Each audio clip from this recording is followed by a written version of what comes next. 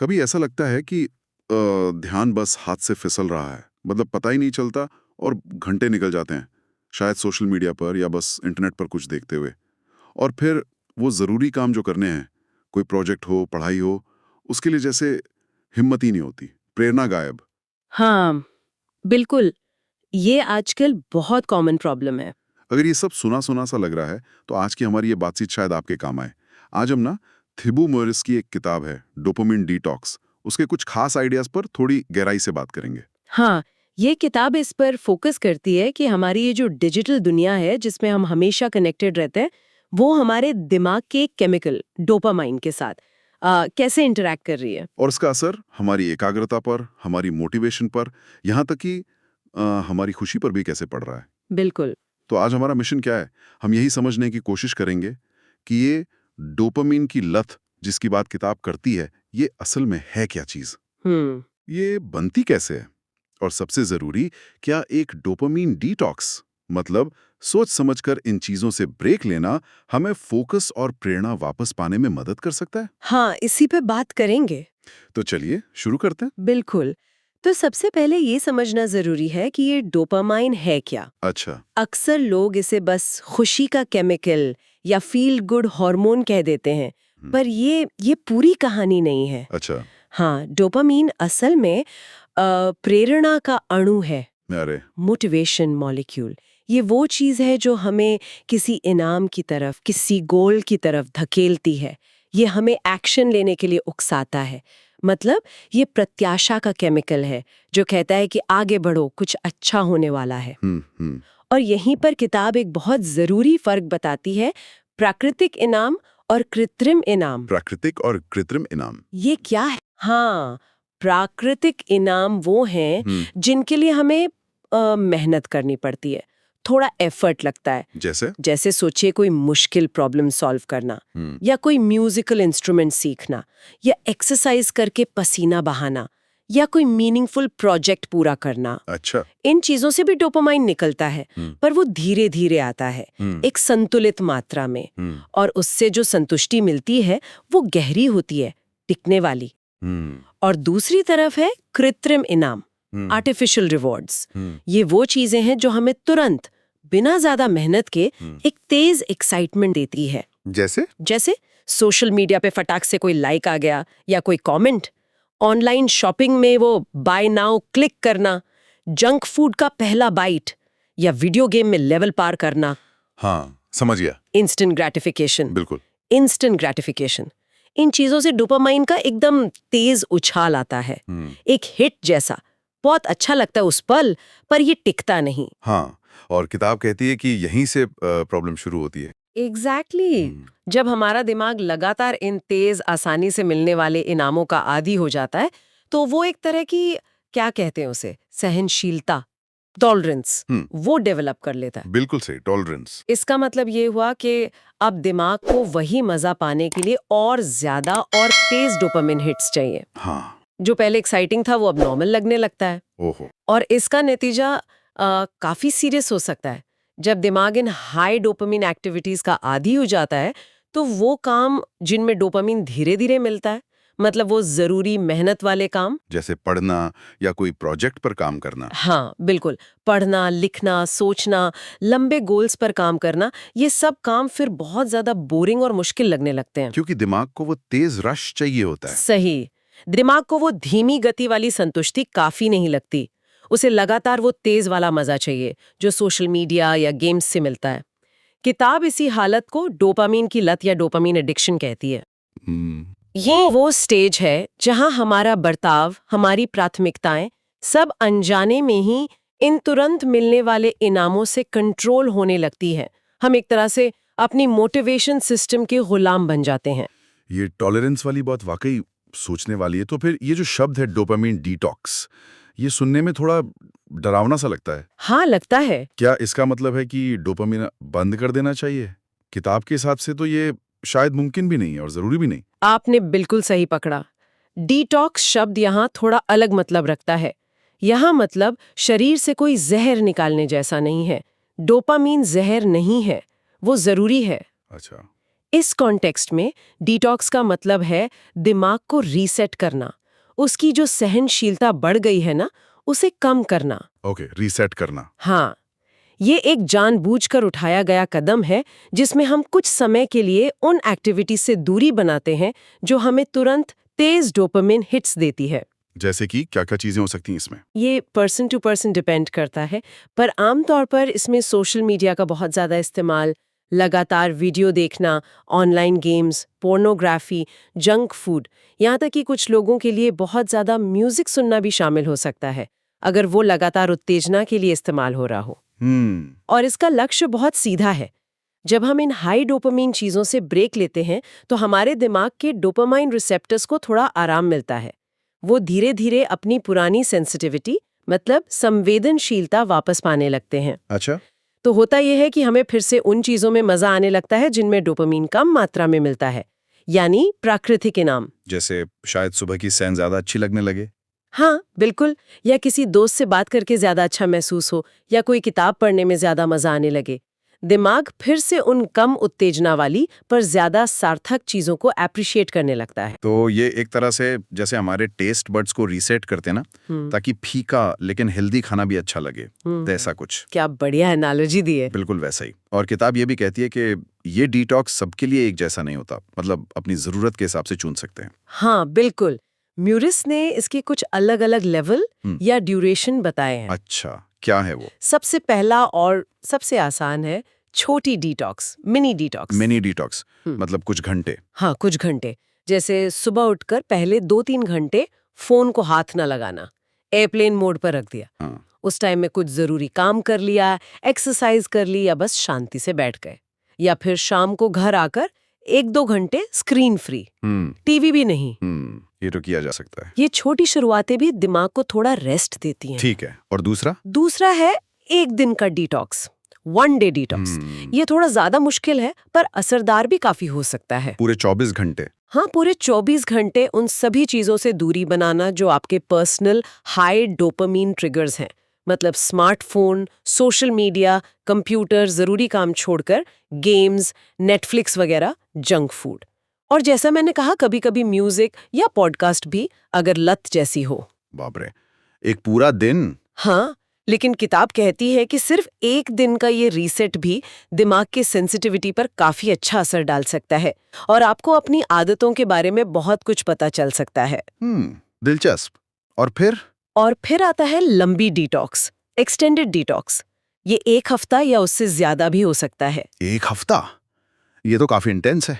हाँ, ये उन लोगों के लिए है जिन्हें लगता है कि उनकी आदतें बहुत गहरी हैं या जो अपनी डिजिटल लत या मोटिवेशन की कमी से बहुत ज्यादा परेशान हैं। इस लंबे टाइम में दिमाग को रीसेट होने और नई हेल्दी आदतें बनाने का ज्यादा मौका मिलता है। जाहिर है इसके लिए ज्यादा तैयारी और कमिटमेंट चाहिए। समझ गया। तो ये तो हो गई डिटॉक्स की परिभाषा और उसके प्रकार। लेकिन जानना एक बात है, करना दूसरी। बिल्कुल। किताब की अच्छी बात यह है कि वो सिर्फ थ्योरी नहीं बताती, बल्कि प्रैक्टिकल स्टेप्स भी देती है कि इसे करें कैसे। हाँ, और यहीं पर किताब बहुत हेल्पफुल हो जाती है।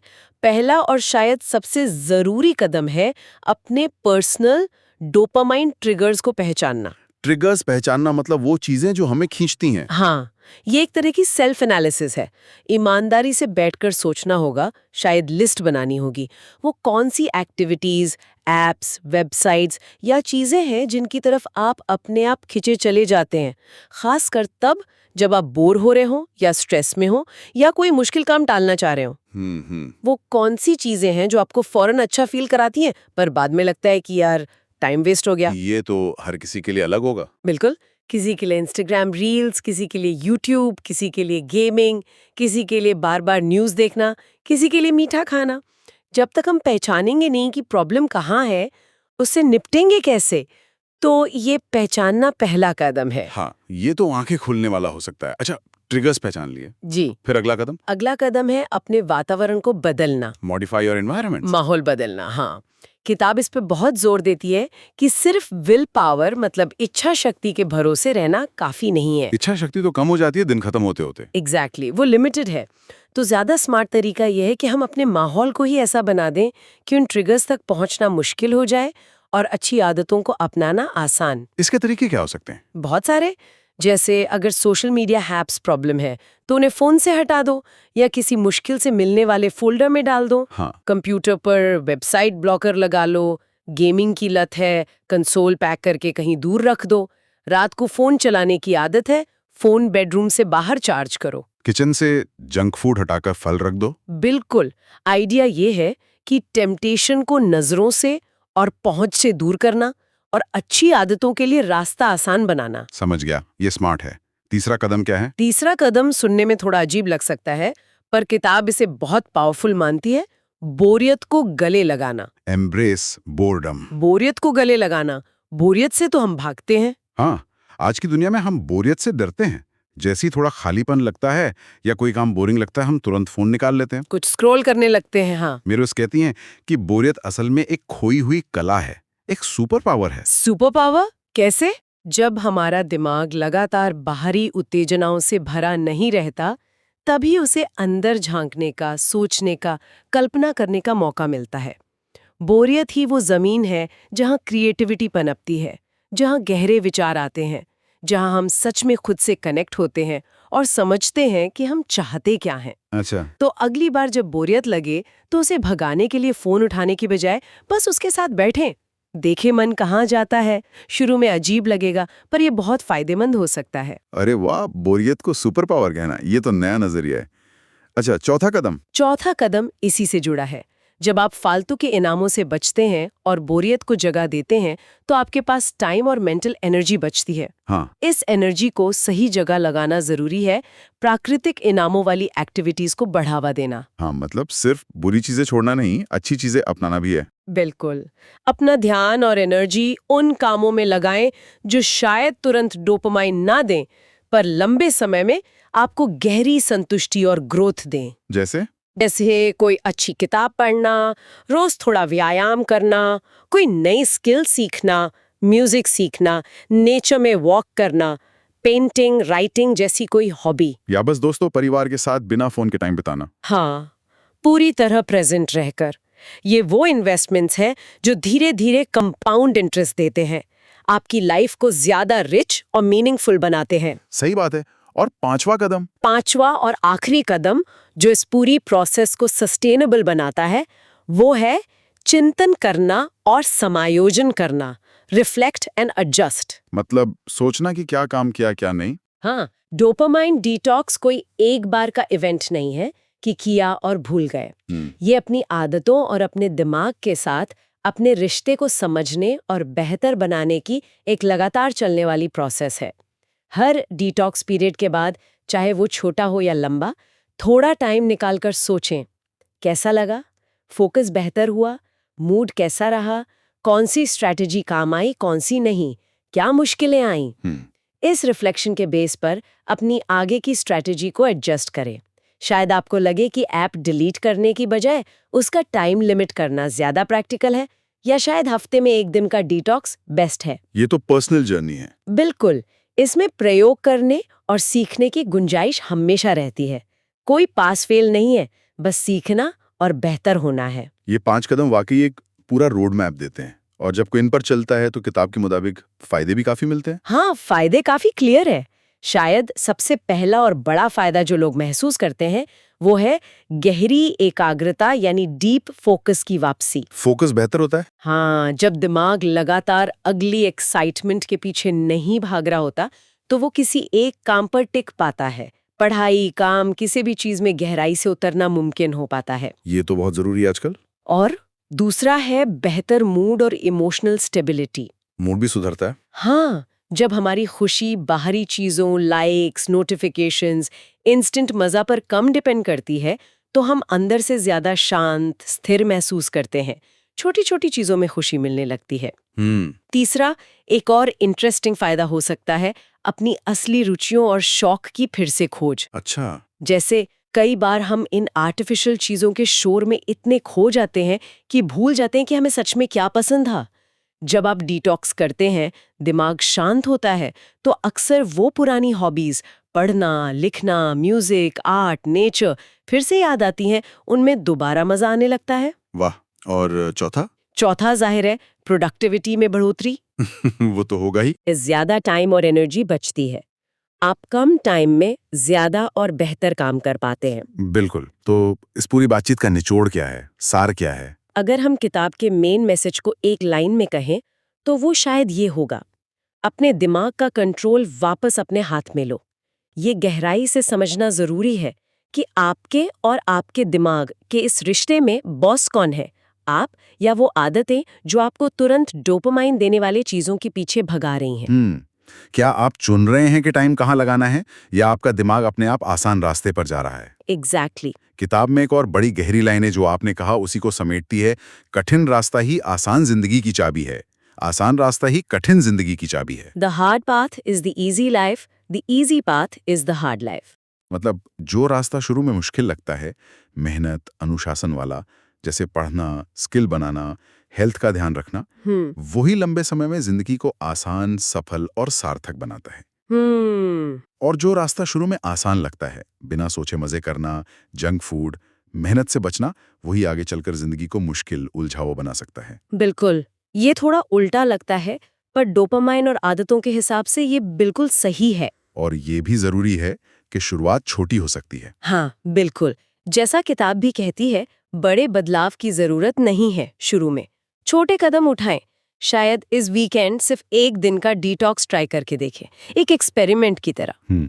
देखें कि बिना लगातार बाहरी उत्तेजना की कैसा लगता है। क्या थोड़ी ज्यादा शांति मिलती है? क्या सोच थोड़ी क्लियर होती है? क्या उन चीजों पर ध्यान जाता है जिन्हें आप नॉर्मली इग्नोर कर देते हैं? बिल्कुल।